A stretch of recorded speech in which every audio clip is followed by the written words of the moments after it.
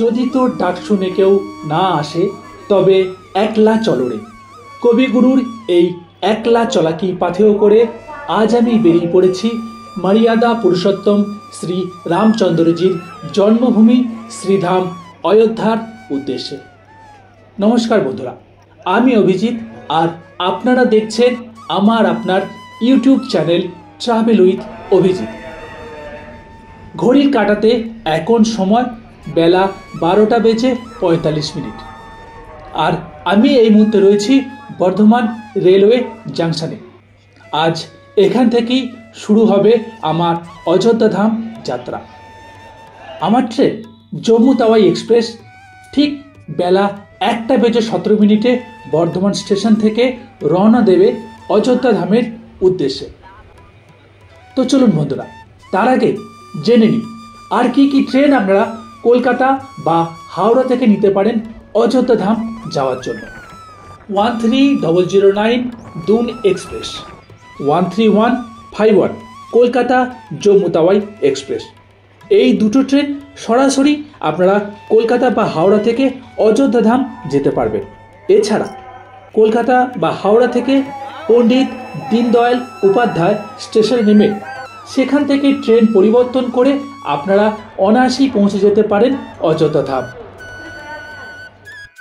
আপনারা চাইলে প্লেনে করেও এসে পৌঁছে যেতে পারেন এই অযোধ্যা ধামে। সেক্ষেত্রে আপনার নিকটবর্তী এয়ারপোর্ট হলো মহর্ষি বাল্মীকি ইন্টারন্যাশনাল এয়ারপোর্ট, যা এই অযোধ্যা ধাম থেকে 10 কিলোমিটার দূরে অবস্থিত। সুপ্রভাত বন্ধুরা, সুপ্রভাত। অযোধ্যা ধাম রেল স্টেশন থেকে এখন ঘড়িতে সময় 8টা 12, প্রায় 1 ঘন্টা 50 মিনিট লেটে জম্মু তাওয়াই ঢুকলো অযোধ্যা রেল স্টেশনে।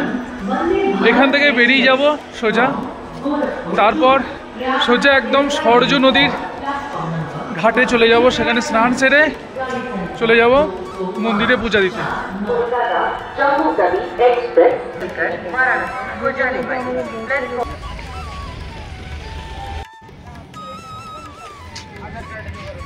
থেকে বেরিয়ে এসে এখানেই আপনাদেরকে করে নিতে হবে অটো বা টোটো। এই টোটো করে আপনারা সোজা চলে যেতে পারেন রাম মন্দিরের দিকে অথবা সরজু নদীর ঘাটের দিকে। কিন্তু আপনারা যারা প্রথমেই চাইছেন রাম মন্দির দর্শন করব, তাদের উদ্দেশ্যে আমি বলবো আপনাদের অটো বা টোটো কোনোটাই করার প্রয়োজন নেই। আপনারা স্টেশন চত্বর থেকে বেরিয়ে সোজা চলে আসুন চৌরাস্তায়। সেখান থেকে ডান দিকে 1 মিনিট হাঁটলেই আপনারা পেয়ে যাবেন রাম মন্দির যাওয়ার করিডোর। এই হলো সেই করিডোর, এখান থেকেই শুরু হচ্ছে রাম মন্দির যাওয়ার রাস্তা। আর এই ডান দিকে চলে গেল সরজু নদীর ঘাট। আমি এখন যাব সরজু নদীর তীরে স্নান সারতে, তারপর আমি আবার ফিরে আসব রামলালার মন্দিরে রামলালাকে দর্শন করার জন্য।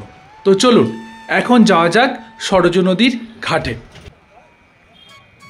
এখন আমি ক্রস করছি অযোধ্যায় সেই নবনির্মিত লতা মঙ্গেশকরজি চক। পরে একটা সময় এসে এই স্থানের পুরো বিবরণ আমি দেব। এই আমি এসে পৌঁছে গেলাম সরজু নদীর ঘাটে। এখান থেকেই টোটোতে নেমে আমি এই বাঁদিকে রাস্তা ধরে সোজা চলে যাব একদম সরজু নদীর তীরে। তো চলুন যাওয়া যাক সেই সরজু নদীর তীরে এবং স্নানটা সেরে নেওয়া যাক। তো বন্ধুরা, এই হলো আমাদের সেই বহু প্রসিদ্ধ পৌরাণিক সরজু নদী। আপনারা যারা বেনারস গেছেন এই স্থানে এলে আপনাদের বেনারসের স্মৃতি মনে পড়তে বাধ্য। তো চলুন আর সময় নষ্ট না করে এবার তাড়াতাড়ি স্নান সেরে ফিরে যাওয়া যাক রামলালার মন্দিরে রামলালাকে দর্শন করার জন্য। आइए तो फिर मुलाकात हुई। यहाँ नागेश्वर जी का मंदिर है, वहाँ दर्शन कर लो। हनुमानगढ़ी जन्मभूमि कनक भवन 5 मुख्य मंदिर है। उसके बाद जितने घर नहीं उतरे मंदिर है, जितने नर नहीं उतरे बंदर है, लेकिन ये 5 मुख्य स्थल है जहाँ दर्शन कर लो। बहुत बहुत शुभम।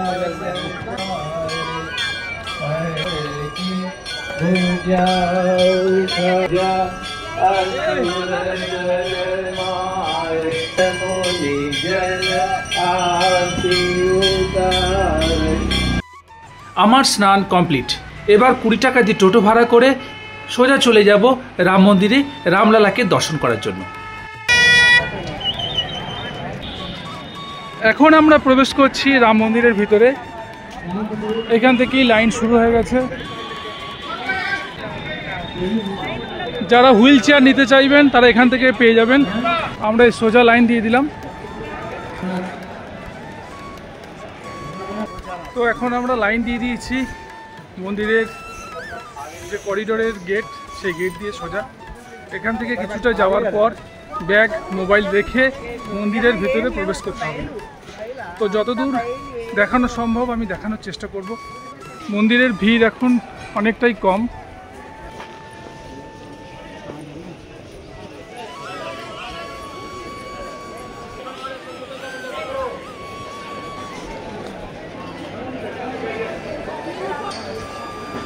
छोटा बैग भी रखना पड़ेगा, सब मोबाइल।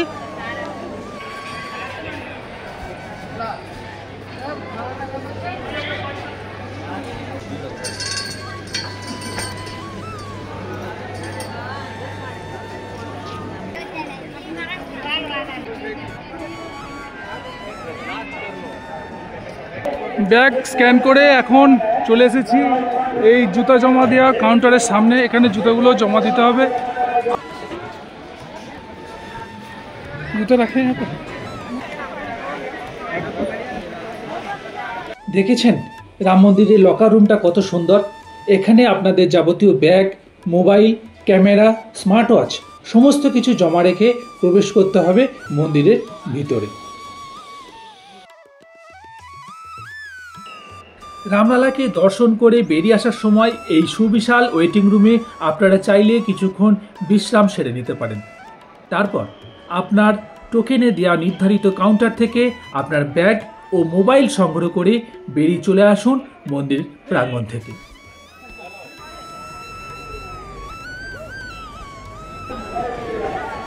তো বন্ধুরা, এই মাত্র আমি রামলালার দর্শন সেরে মন্দির থেকে বেরিয়ে এলাম। এবার আমি যাব হনুমানগড়ি। তো তোমরা যারা পরবর্তী সময়ে রামলালা দর্শন করতে আসতে চাইছো তাদের এই উদ্দেশ্য বলে রাখি, এটা হচ্ছে মন্দিরে ঢোকার মেন গেট। বাইরে থেকে লাইন দিয়ে এইটা দিয়ে ঢুকে আসতে হবে। এখানে ব্যাগ চেক করে তারপর এসে এই যে এখানে আছে জুতা রাখার জায়গা, জুতোগুলো এখানে জমা দিয়ে সোজা চলে গিয়ে এইখানে রাখবে ব্যাগ, লকার রুমে ব্যাগ রেখে দিয়ে সেই লকারের চাবি নিয়ে তোমরা এই সোজা চলে যাবে। এই যে লাইন যাচ্ছে ভিতর দিয়ে, এখান দিয়ে কিছুটা যাওয়ার পরই এই দূরে দেখা যাচ্ছে কনস্ট্রাকশন যেখানে চলছে, এটা হচ্ছে প্রভু শ্রী রামলালার জন্মস্থান বা মন্দির। তো এখন ভিড় অনেকটাই কম, যার জন্য খুব ভালোভাবেই আমরা দর্শন সেরে বা দর্শন করে এলাম। তো এবার যাব আমরা হনুমানগড়ি।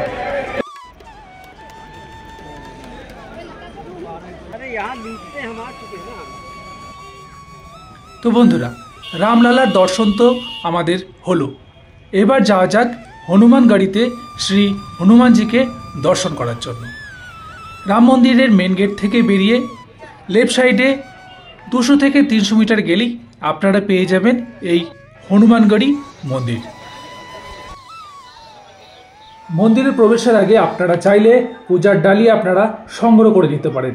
আর একটা জিনিস আপনারা মাথায় রাখবেন, এখানে মোবাইল রাখার জন্য কোনো নির্দিষ্ট লকার নেই, তাই মোবাইল ও মানি পার্স খুব সাবধানে রেখে দেবেন।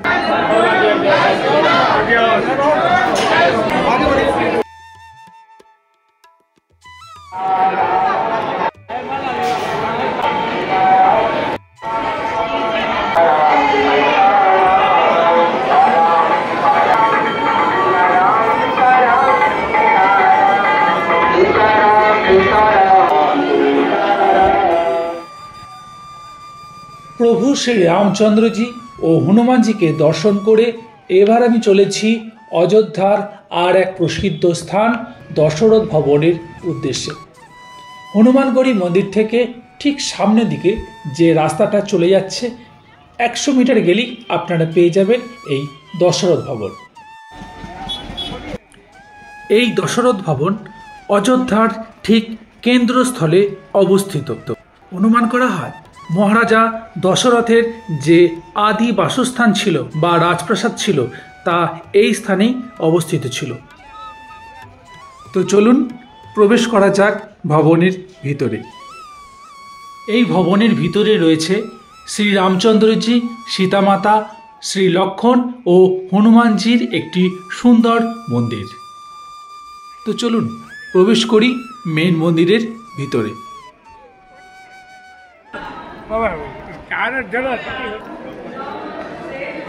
পৌরাণিক ব্যাখ্যা অনুযায়ী শ্রী রামচন্দ্রজি ও তার অন্যান্য ভাই বোনেরা এই ভবনের মধ্যেই কাটিয়েছেন তাদের বাল্যকাল ও কৈশোর। যদিও আদি রাজভবন ছিল এর থেকে আরও বিশাল, কিন্তু স্থানটা সেই একই থেকে গেছে।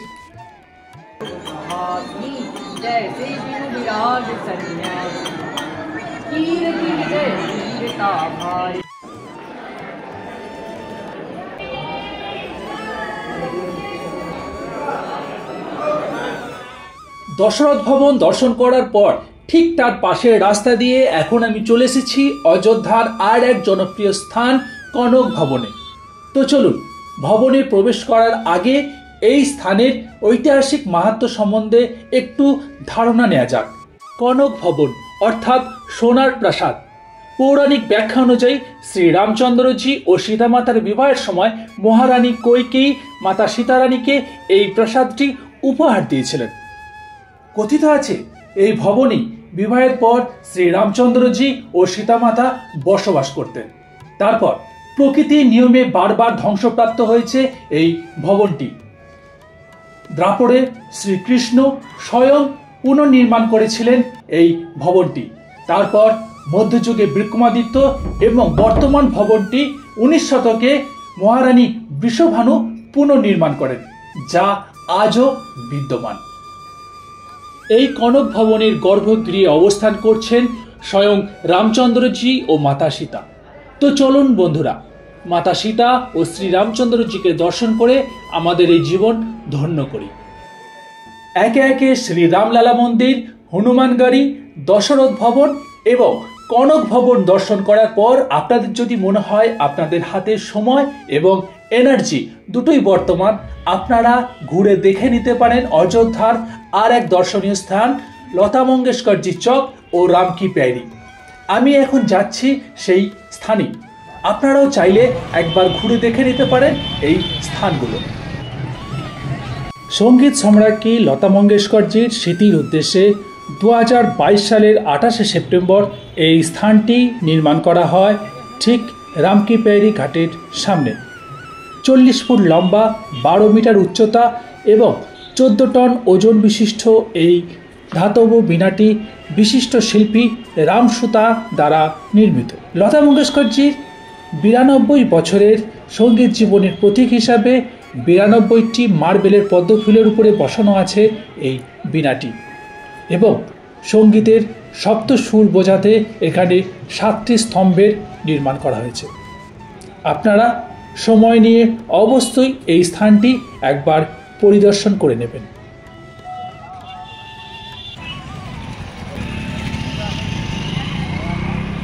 লতা মঙ্গেশকরজি চক দেখার পর আপনাদের হাতে যদি সময় থাকে তাহলে সরজ নদীর তীরে অবস্থিত এই রাম কি প্যারি ঘাট অবশ্যই একবার পরিদর্শন করে নেবেন। এই রাম কি প্যারির পরিবেশ এক কথায় অনবদ্য। দীপাবলির সময় এখানেই আয়োজিত হয়ে থাকে দীপ জ্বালানোর অনুষ্ঠান। অসংখ্য দ্বীপে ভরে থাকে এই ঘাটের সমস্ত আনাচে কানাচে। আর আপনারা চাইলে এখানকার জলে একটু স্নানও সেরে নিতে পারেন। দেখুন কি সুন্দর স্নান করছে। যেহেতু আমি সোলো ট্রাভেল করছি, তাই ইচ্ছা থাকা সত্ত্বেও এই স্থানে আমি একটু স্নান করতে পারলাম না। যাই হোক, পরবর্তী সময়ে সেই আশা আমি পূরণ করে নেব। তো বন্ধুরা, কেমন লাগলো এবারের এই অযোধ্যা ভ্রমণ পর্ব? যদি এখনও পর্যন্ত আমার এই ভিডিওটা দেখে থাকেন তাহলে আপনাদের কাছে করজোড়ে অনুরোধ করছি আমার এই চ্যানেলটিকে সাবস্ক্রাইব করে নেবেন এবং আপনাদের বন্ধু বান্ধবদের মধ্যে একটু শেয়ার করে নেবেন। আর পারলে একটা ছোট্ট কমেন্ট করতে ভুলবেন না। আপনাদের একটা লাইক, একটা কমেন্ট আমাদের মতো কন্টেন্ট ক্রিয়েটারদের অনেক অনেক উৎসাহিত করে।